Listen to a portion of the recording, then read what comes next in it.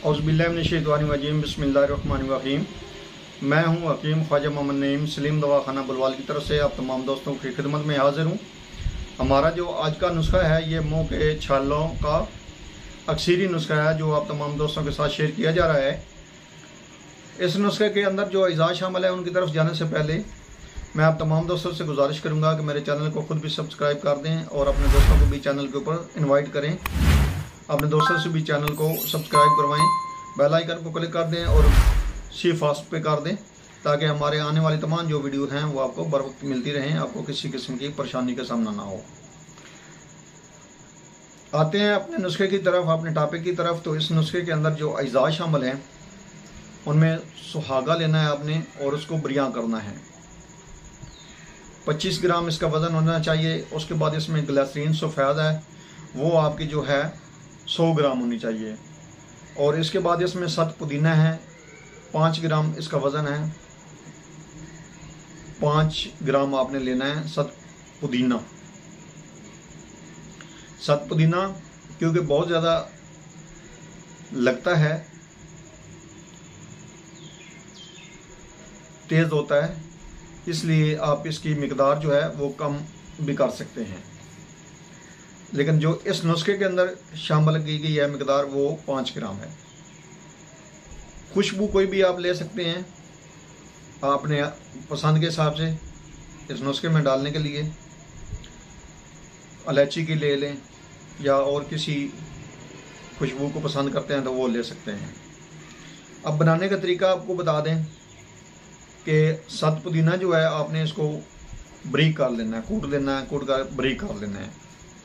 इसी तरह आपने सुहागा जो है बरियां जो आपका होगा उसको भी आपने बिल्कुल पाउडर बना लेना है।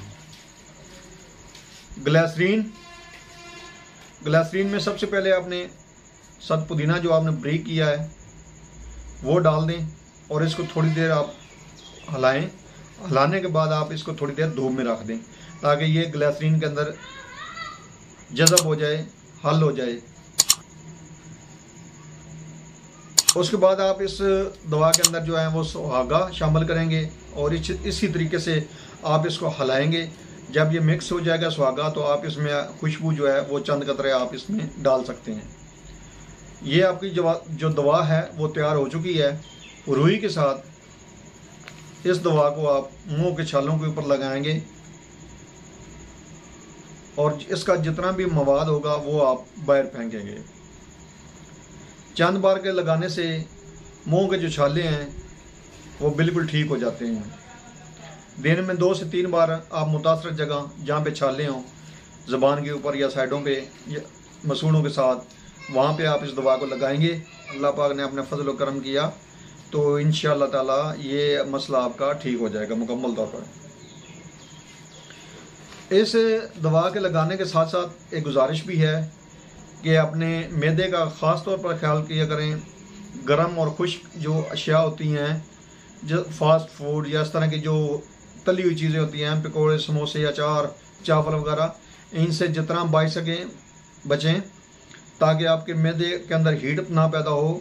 जब मैदे के अंदर बहुत ज़्यादा हीट पैदा होती है तो वो हीट जो है वो मैदा बाहर फेंकता है, चाहे वो आपकी ग़िज़ा के नाली में ज़ख़म बन जाएं या आपकी ज़बान के ऊपर बन जाएं या साइडों के ऊपर बन जाएं जबड़ों के साथ। ये तभी होते हैं जब मैदे की हीट अब बहुत ज़्यादा हो जाती है और मैदे की हीट इस हद तक ज़्यादा हो जाती है कि वो मैदा बर्दाश्त नहीं करता, उसको कंट्रोल नहीं कर पाता तो वो बाहर फेंक देता है।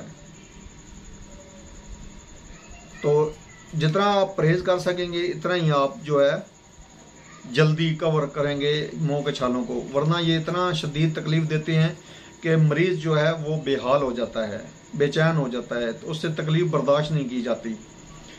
एक बार फिर आप तमाम दोस्तों से गुजारिश करूंगा कि मेरे चैनल को खुद भी सब्सक्राइब करें, अपने दोस्तों से भी चैनल को सब्सक्राइब करवाएं, बेल आइकन को क्लिक कर दें और वीडियो को शेयर और लाइक ज़रूर कर दिया करें। वीडियो को सी फास्ट पे कर दिया करें ताकि हमारे आने वाली तमाम वीडियो आपको बार बार मिलती रहें।